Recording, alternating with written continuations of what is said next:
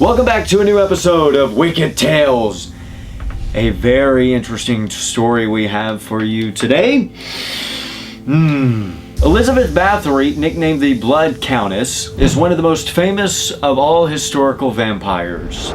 Elizabeth was born into one of the oldest and wealthiest families in Transylvania.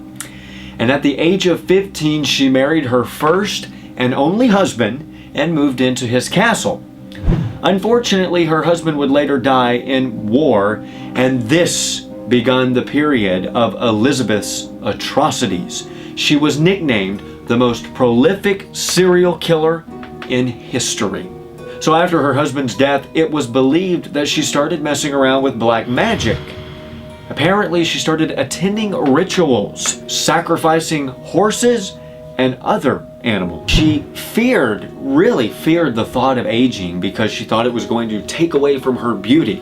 One of her girl servants were combing her hair and accidentally pulled her hair while combing it. It upset Elizabeth so bad that she actually slapped her servant's hand so hard that it drew blood onto Elizabeth's palm. And she actually thought that this was the answer to eternal youth. She had one of her other servants help her.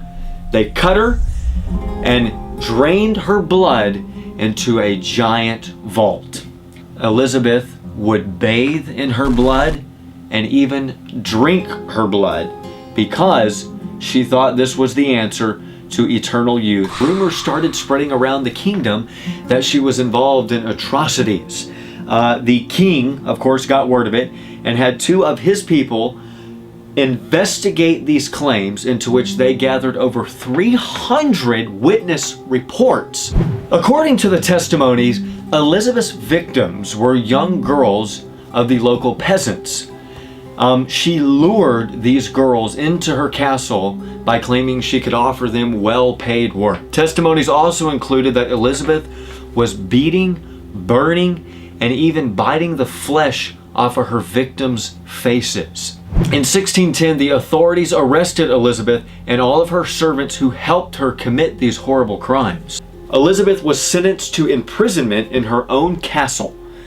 Stonemasons were called in to cover up the windows, doors, and any other place where she could possibly get out from. However, they did leave a small opening to where food could be brought inside of her castle. She would later die at the age of 44 inside of her castle. Thank you for watching this episode of Wicked Tales. Let us know what you think in the comments section below.